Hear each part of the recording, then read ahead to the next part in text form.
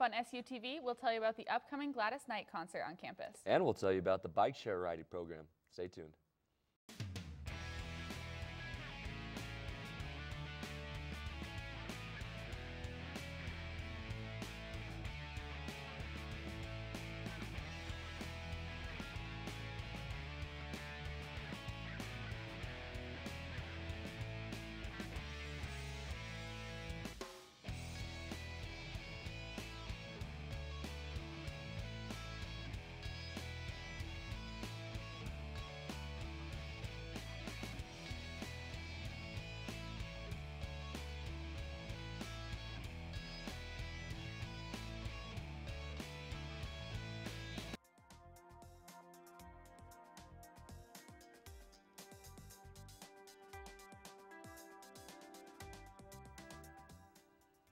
Welcome to SUTV News. Thanks for tuning in. I'm Grace Schultz. And I'm Colton Gordon.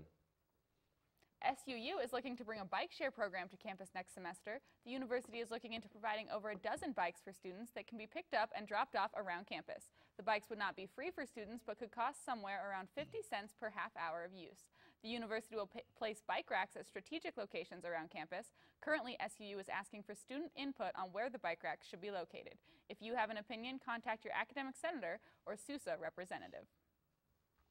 SU recently celebrated their donors on Thank a Giver Day. Our reporter Chloe Howe has the story.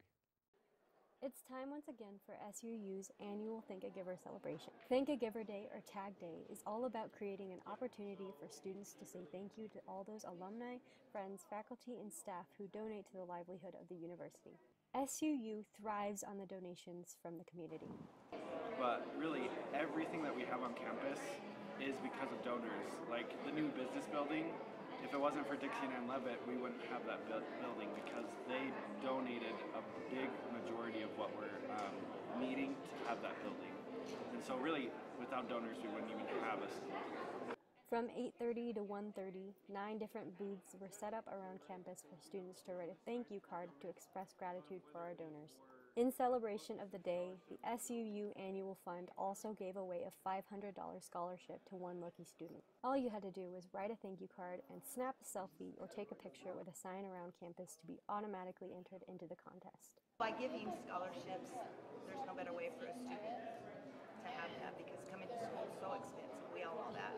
The cost keeps rising, and if we didn't have some assistance from scholarships, a lot of these students would be here today.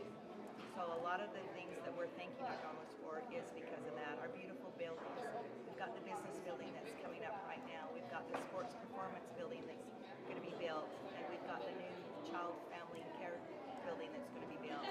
All that is only to be able to be done because of our donors.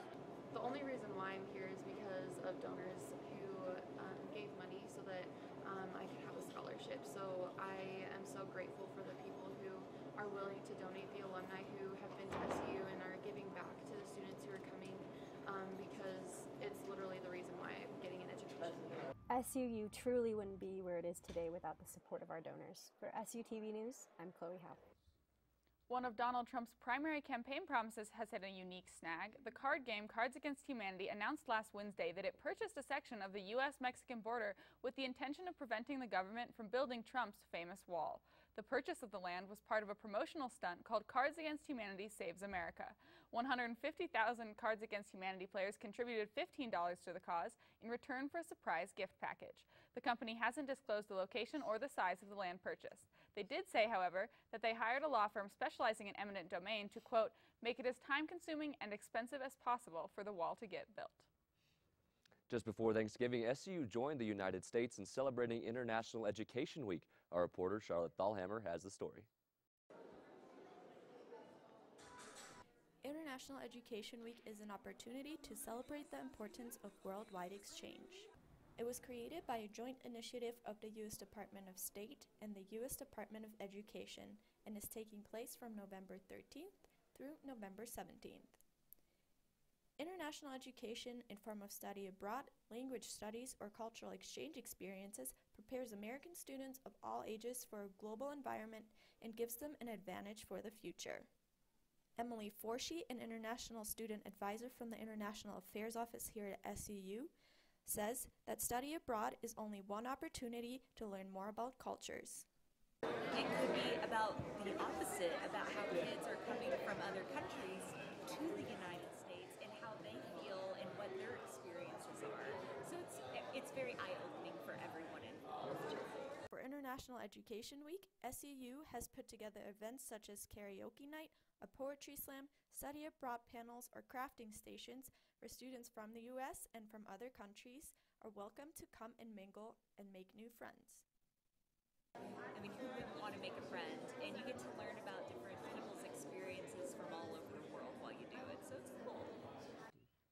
The 7-time Grammy Award winner Gladys Knight is coming to SUU next week. Knight is known for her blues and soul music in the 1960s and 70s when she was part of the singing group Gladys Knight and the Pips. Knight is performing in the America First Event Center on December 7th at 8 p.m. Tickets are still available for the show, starting at $25 for students and $30 for adults. I really want to go to that concert, but I can't. I'm surprised. I wouldn't You're have pegged you as surprised? a Gladys Knight fan, I no. love old school R&B. Okay, that's fair. I also would think it'd be really good. I actually have another commitment that night too, though, so we're both going to be missing out on Gladys Knight. Well, maybe everyone will post Snapchat stories like they do at concerts. Yeah, like they do at concerts. The whole thing. That'll That be I hate. fantastic. That's fine. Coming up after the break, we'll tell you about a recent car crash in Cedar City.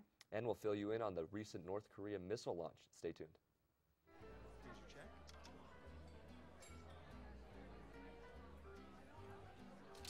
Oh, you got it.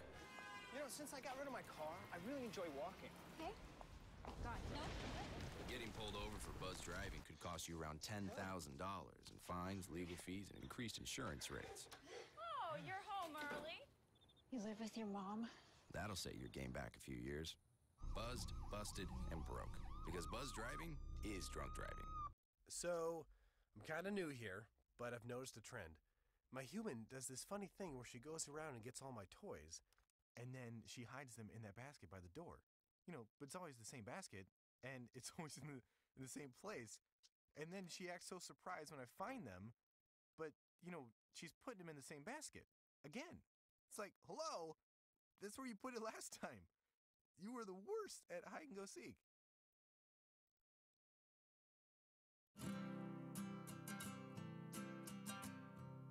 Every day across America, excess food is gathered by a network of good people at local food banks, giving hope to millions of children who struggle with hunger.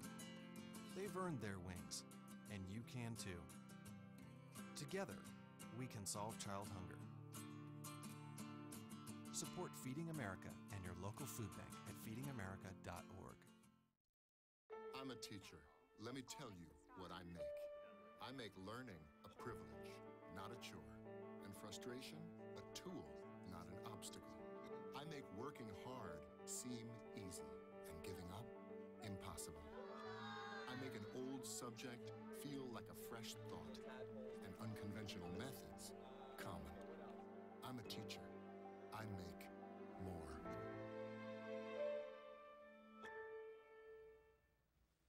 Two families are grieving this week after a car crash killed 5 people in Iron County over Thanksgiving weekend. 2 SUVs collided on State Route 56 after Cedar City resident Fernando Ruiz crossed into the westbound lane. Ruiz collided with a Ford Escape carrying 4 passengers, Jesus Jimenez Lopez, Lydia Jimenez, Jose Jimenez, and Juan Antonio Jimenez Sanchez. Ruiz's car flipped off the highway and the Ford Escape burst into flames. All of the victims died on the scene. According to Utah Highway Patrol, the crash was the only fatal accident in Utah over the holiday weekend. North Korea is once again conducting missile launches. After a brief pause in weapons testing, the country launched a ballistic missile into the sea off the coast of Japan on Wednesday. It was the most successful launch North Korea has had, reaching a height of just under 3,000 miles. If the missile had been fired on a standard trajectory, scientists estimate it would have been able to travel over 8,000 miles. The missile launch was North Korea's 6th of the year, but first in the last 2 months. Following the launch, South Korea Prime Minister Shinzo Abe called for an emergency meeting of the UN Security Council. President Trump condemned the missile launch and said in a tweet that major sanctions would be imposed on North Korea. NBC is searching for a new morning show host after Today Show anchor Matt Lauer was fired yesterday. Lauer is accused of inappropriate sexual behavior, according to NBC. The network received a complaint about Lauer's behavior on Monday, and by Wednesday, his Today Show co-host Savannah Guthrie announced his removal from the popular morning show. Lauer is one of the highest paid anchors on television and has been hosting the Today Show since 1997.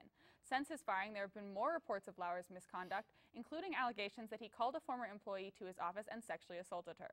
Lauer released a statement Thursday morning saying that he was truly sorry and that, quote, repairing the damage will take a lot of time and soul searching, end quote. The Today Show has not named a replacement for Lauer. The Iron County Sheriff's Office is reporting an unusual discovery after the Bryan Head fire. As crews continue to clean up and revegetate after the burn, they have found makeshift cabins and bunkers with homemade explosives and grenades. While fighting the fire, some firefighters reported hearing explosions in one area they thought were exploding rocks. It turns out it was homemade explosives. Bomb squads and the FBI have helped stabilize some locations. A person of interest from Parowan has indicated where several cabins and bunkers were. Possible criminal charges and fines related to the illegal cabins and explosives may be pending. Australia is another step closer to legalizing gay marriage. A same-sex marriage bill passed in the Australian Senate today, 43 votes to 12. The bill now moves to the House of Representatives, who will vote on it next week. 2 weeks ago, the country conducted a public opinion survey that asked Australians whether or not the law should be changed to allow same-sex couples to marry. 61.6% of votes were for the law change, while 38.4% voted no. The legislation is the 21st time that a same-sex marriage bill has been introduced to Parliament, but the first time it has made it past either house. Alabama Senate candidate Roy Moore is experiencing an upswing in popularity just 12 days out from the special election. After being asked to withdraw from the election following sexual assault allegations, Moore now has a 5-point lead over his Democratic competitor. A Washington Post article published on November 9th accused Moore of sexually assaulting 2 teenagers in the 70s while he was 32. Since the initial allegations, more women have come out claiming Moore has also harassed or assaulted them. Immediately following the Washington Post's report, several prominent Republicans called on Moore to withdraw from the race. Moore refused to step down and has a slight edge over Democratic candidate Doug Jones going into the December 12th special election. Skiers and snowboarders getting excited to hit the slopes may need to adjust their plans. Several Utah ski resorts are postponing their opening days, including Bryan Head. Opening day was originally scheduled for November 17th, but was canceled due to, quote, unfavorable weather conditions. The resort officially opened on November 24th. Alta Resort in northern Utah also canceled their opening day with no new date. Park City Resort canceled its November 17th opening and rescheduled it for Thanksgiving Day. The resort opened 1 run on Thanksgiving and has since added 3 more. Some resorts, including Deer Valley and Solitude, are not even trying to open in November. They will instead start their seasons in early December. Are you ready for snow? I can't make up my mind because I was just in California and it was not cold. Got here 28 degrees. You were so excited to be in California. I was. So well, 28 degrees is not where I want to be. Duh. Coming up on SUTV, Amy will let you know more about the weather. And later, Dan will give us an update in sports. Stay tuned. Hi T-Birds, welcome to the weather segment. I'm Amy Andre, and today we're in the rotunda asking students if they know what the weather is out right now. So right now we're here with McCall. McCall, can you tell us what year you are? I am a sophomore. And where are you from? I'm from Kaysville, Utah. So are you happy or sad that there's not snow outside right now? I'm pumped. You are? Very happy, yes. Okay, can you guess what the weather is right now, the temperature, without looking at your phone? 51 degrees. You were so close. It's 57. So now we're here with our camera woman, Charlotte. Charlotte, can you tell everyone where you're from? Yeah, I'm from Munich, Germany. Is it cold there right now, or is it like here? Yeah, it's very cold there. It's already snowing, so. So are you glad to be here? Yeah, really glad. Okay, can you guess what the temperature is outside right now? I wore my jacket here, which means I was probably cold when I left the house. I'm gonna guess low 50s. You were really close. It's actually high 50s. It doesn't really feel like it, but it's 57 outside. Okay. So after the break, we're gonna come back and I'll tell you about Cedar City's weather right now and a recent update about Bryan Head. Travel is part of the American way of life. When we're on vacation, we keep an eye out for anything that looks out of place. Miss your bag. When we travel from city to city, we pay attention to our surroundings. Everyone plays a role in keeping our community safe. Whether you're traveling for business or pleasure, be aware of your surroundings. If you see something suspicious, say something to local authorities. Really?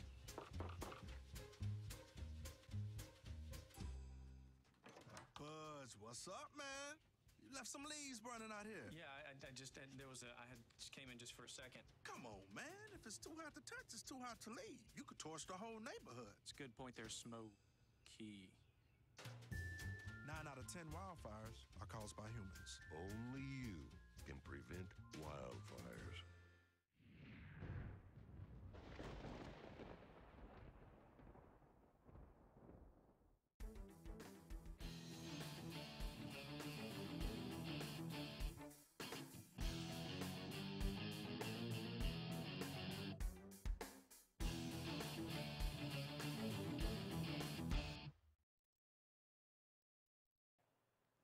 Hi, Beavers. Welcome back. Like we talked about before the break, right now it's 57 degrees outside, but let's take a look at the highs and lows for the weekend. Today's high is 57 with a low of 33. Tomorrow's high is 60 with a low of 34, and Saturday the high is 61 degrees with a low of 37. With that being said, our big game is Saturday night at 6 p.m.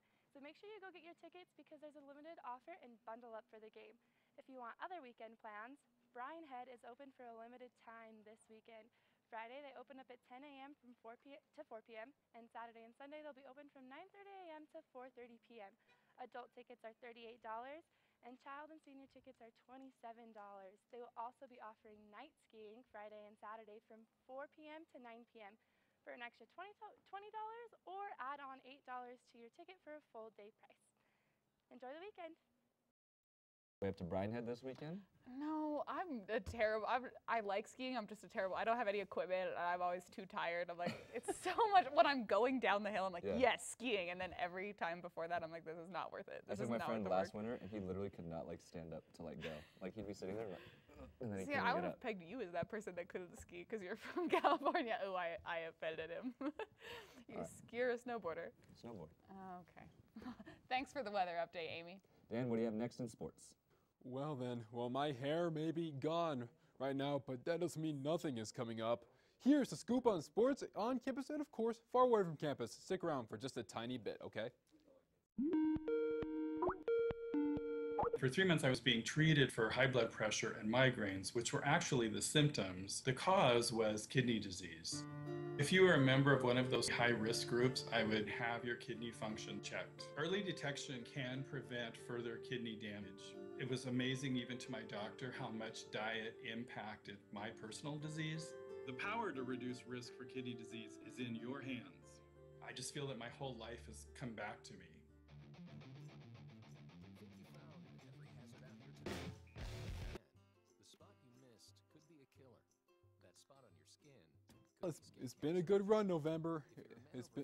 We'll miss you. I'm Dan Lopper, and welcome back to SUTV Sports. Time is running out for this semester, but sports are still in full swing. Let's dive in, shall we? All right, for the second time in 3 years, the Southern Utah University Thunderbirds are the Big Sky Conference football champions.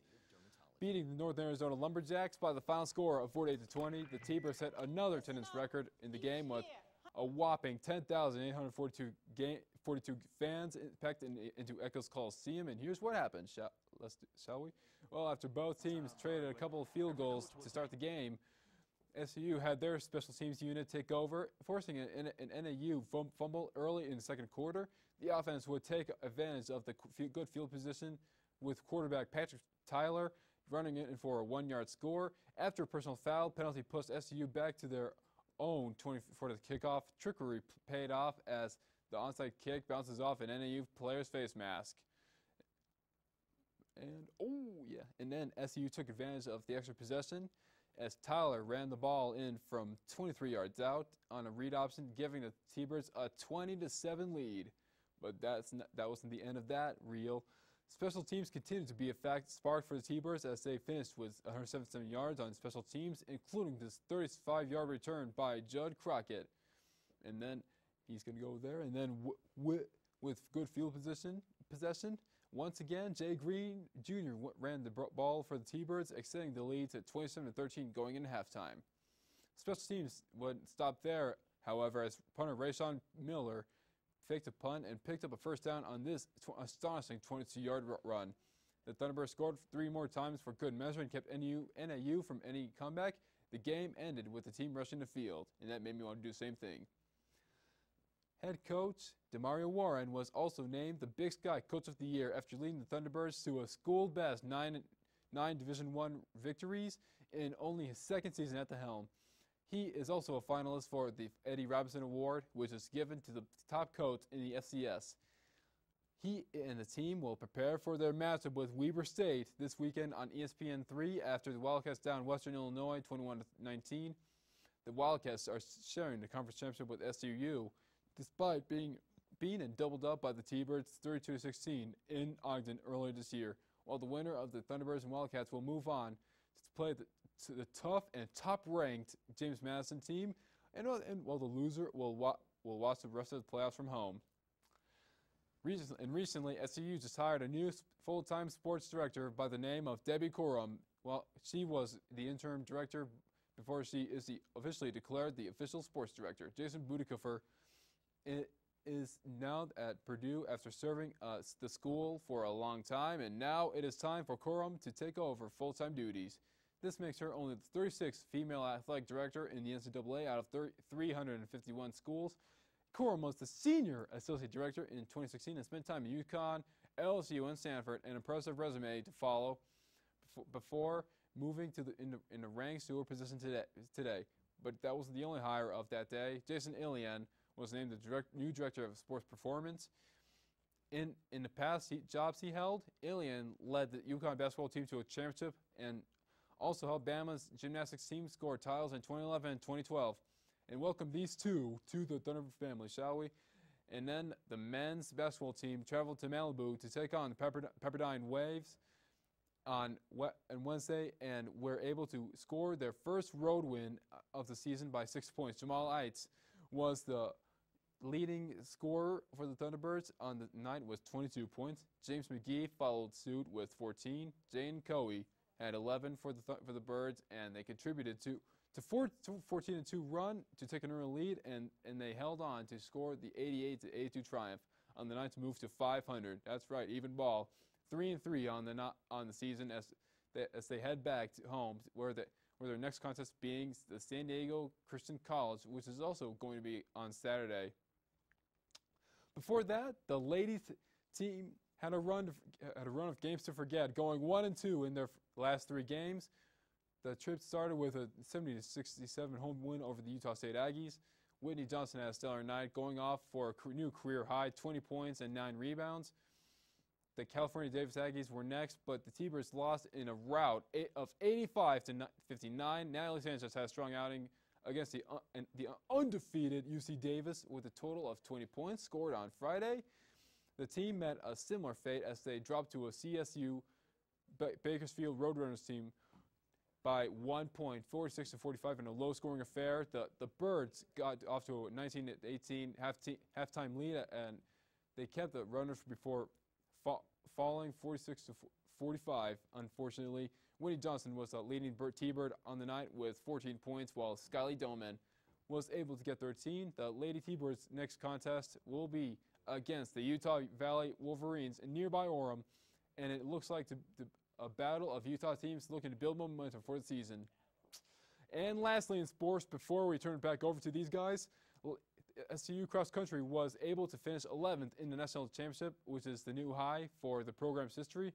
More impressively, they were able to beat hierarchy schools including Alabama, Syracuse, UCLA, Michigan State, Virginia, Air Force, and Ole Miss. Congrats, T-Birds, on such a great accomplishment. However, NAU was the first out of the colleges that competed in the Invitational.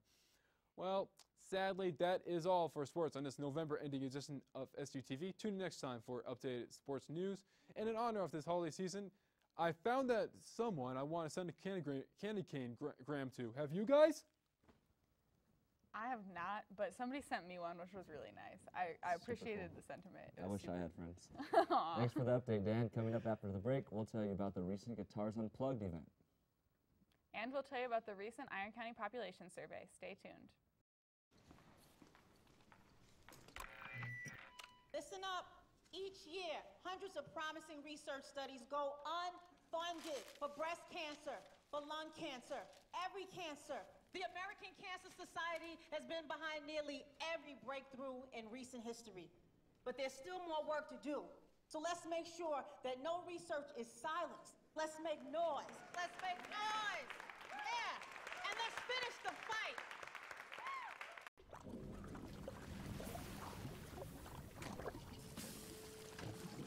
Toxic chemicals and carcinogens are leaching into the environment. It's happening right where we live, work, and play. Everywhere. Cigarette butts are toxic waste. Let's stop the toxic litter. Learn more at rethinkbutts.org. I'm hungry. I can't see the board. Good morning, class. Everyone ready to learn today? Of course they aren't ready. Across America, health barriers keep millions of disadvantaged school children from learning. Children's Health Fund is working to remove those barriers. But to really change the odds for these kids, we need your help. To find out how you can give every child a chance to be healthy and ready to learn, visit childrenshealthfund.org today.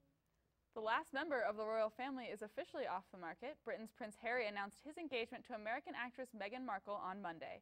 The couple dated for a year and a half leading up to the engagement. Prince Harry is the younger brother of Prince William, the Duke of Cambridge. Markle is a divorcee who will still be baptized into the Church of England before the wedding. Upon marrying Markle, the two will become a duke and a duchess, but the royal family has not said what the couple's title will officially be. The wedding is set to take place at Windsor Castle in May 2018. Iron County's population is increasing. New population figures released yesterday show a 3% increase in population from 2016 to 2017. Iron County added just over 1,500 people to Cedar City and the surrounding area. That number is up 13.3% since 2010.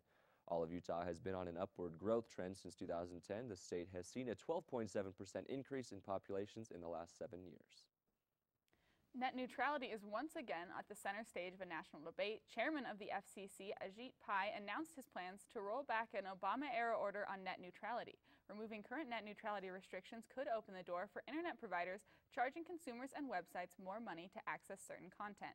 The FCC received millions of comments about the potential repeal, although many of them were generated by robots. Obama's 2015 order defined the internet as a public utility rather than a market of competing private networks. Before 2015, there were no official rules or laws regarding net neutrality.